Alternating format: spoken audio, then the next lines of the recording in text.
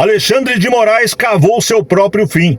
A prisão de Jair Bolsonaro é o fim da carreira do ministro Alexandre de Moraes. Vamos falar sobre isso nesse vídeo. Antes eu peço que você se inscreva no canal, curta, comente, compartilhe, mande para todo mundo, para que a gente possa alcançar as pessoas, para que a gente possa falar de política, de geopolítica com eles, mas sempre tendo como base, como filtro, a nossa fé e os nossos princípios. Olha, a decisão do ministro Alexandre de Moraes de prender Bolsonaro, ainda que em prisão domiciliar, é o fim da carreira dele. Isso está ficando cada vez mais claro. Agora, por que ele tomou essa atitude? O que motivou ele a fazer isso? Me parece claro agora, algumas horas após todo o ocorrido, né, que ele tentou uma cortina de fumaça, mais uma. Por sinal, especialidade desse ministro. Ele tentou uma cortina de fumaça porque o mundo está vendo o que ele fez no 8 de janeiro. A armação do golpe. Quando eu falo para você que existe uma quadrilha entre o STF, não todo, mas em grande parte, com o governo Lula, é porque realmente eles se juntaram. Isso é um conluio. Eles criaram o fato do 8 de janeiro. Agora o Tagliaferro, por exemplo, fala num vídeo, vou tentar colocar para você aqui se eu encontrar, aonde ele fala de infiltrados, que é a história que vem se falando há muito tempo. Os documentos mostram um planejamento, um escritório paralelo, digamos assim, entre o STF e o TSE na época, onde funcionários, servidores da justiça, secretária do ministro, juízes auxiliares, peritos, combinavam provas, mesmo antes de qualquer denúncia. Quer dizer, não solta ninguém, mesmo que a PGR peça, porque a gente vai procurar nas redes sociais algo que dê ao ministro o direito de mantê-los presos. Um caso emblemático é um homem que em 2018 criticou o Lula, e aí é preso em 2023 por uma crítica que fez em 2018, aonde que eles encontraram base jurídica para isso? Na verdade, o Alexandre de Moraes, ele de alguém que era considerado um conhecedor do direito, ele se tornou um usurpador do direito. Alexandre de Moraes hoje é uma vergonha para a advocacia. E qualquer advogado que fale o contrário, me perdoe, é minha opinião, porque para mim existem dois tipos de pessoas que verem golpe ou tentativa de golpe no 8 de janeiro. Desinformados, desconhecedores que falam que não sabem e pessoas que não têm caráter, mau caráter. E eu não posso dizer que um advogado não saiba. Então, advogados que defendem essa história de tentativa de golpe, para mim, são pessoas sem caráter. São advogados a quem eu jamais confiaria qualquer causa. E estou dizendo isso, e eu lembro vocês que quando a Dilma foi impeachmentada, eu falei que o que aconteceu com a Dilma acontecia com todo mundo. E não era caso, na minha visão, para impeachment. Quer dizer, não é ideologia política, é questão de caráter, questão de princípios. Se fosse o PT, eu estaria dizendo a mesma coisa aqui.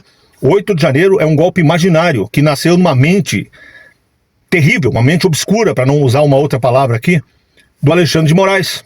Não sei se dele ou alguém que deu ordem para ele, mas não aconteceu, é impossível, seria um crime impossível.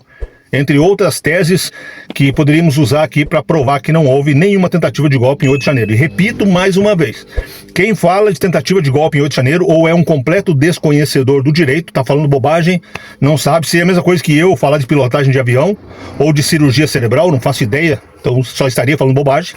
Pessoa que fala do 8 de janeiro como tentativa de golpe está fazendo exatamente isso, ou é uma pessoa sem caráter nenhum, que vendeu a sua alma para o inimigo.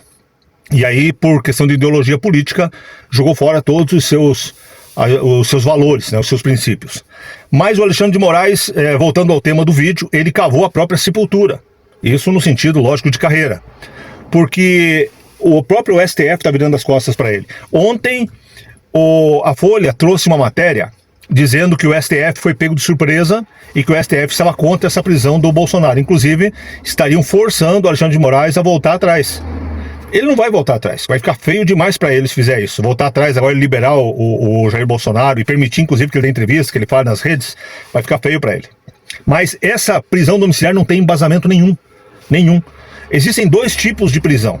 Tem a prisão, que ela é uma prisão que acontece antes da condenação, e a prisão pós-condenação. A prisão pós-condenação, ela é um cumprimento de pena. Mas não pode ter antecipação de pena. Por mais que você tenha certeza absoluta, você seja o juiz, você seja o dono do processo, como é o caso do Alexandre de Moraes, que ele é juiz, ele é promotor, ele é até o escrivão, ele é tudo. Mesmo assim, ele não pode antecipar a pena. E a prisão antes da condenação são prisões cautelares. Não cabe. Não existe prisão cautelar por alguém que descumpriu uma ordem de não falar na internet. Isso não existe. Não tem cabimento. Existe uma receita que diz não pode isso, não pode aquilo, não pode aquele outro. Está tudo em lei. E não existe essa fundamentação que o Alexandre de Moraes usou. Por sinal, eu diria para vocês que metade das fundamentações que ele usa não existem na lei, são invenções da cabeça dele. O que falta de cabelo sobra de maldade na cabeça do Alexandre de Moraes. E aí ele vem com essa história, mas o próprio STF está contra ele. Aí eu quero dizer o seguinte para você. Vamos fazer um raciocínio aqui.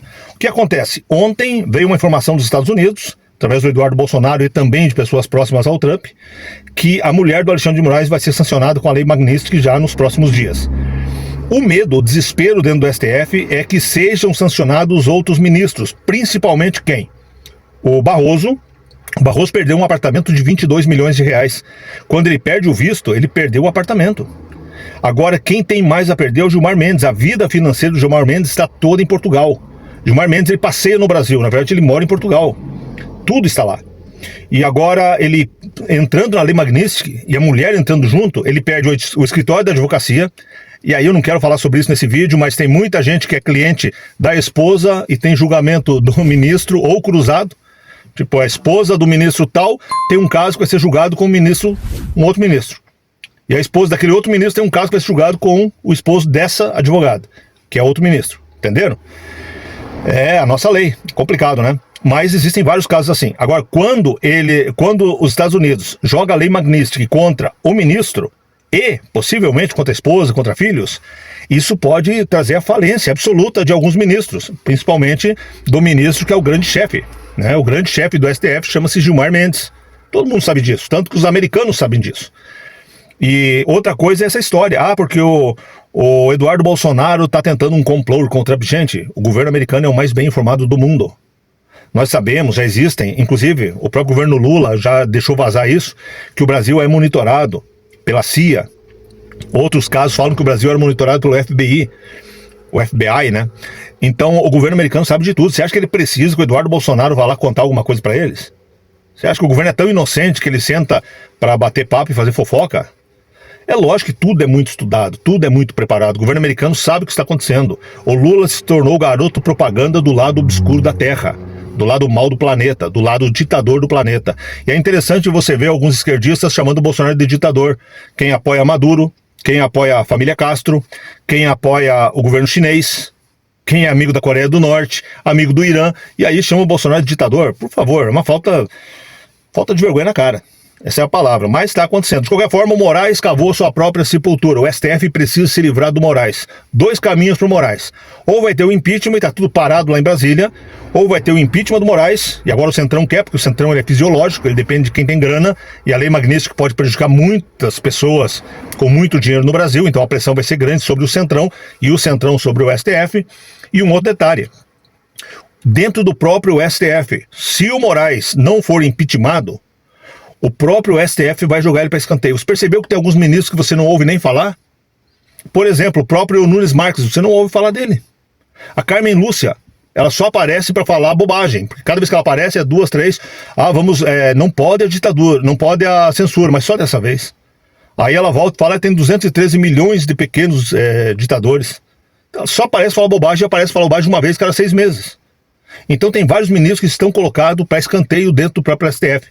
É um caminho possível para o Alexandre de Moraes. Ou ele está fora, ou ele vai para baixo da mesa, para aparecer de vez em quando. Baixo do tapete, né? Porque sujeira para baixo do tapete que vai. E é para onde ele vai. Estados Unidos, além dele, está de olho no Toffoli, que pode ser também o outro que vem arrumar problema já já.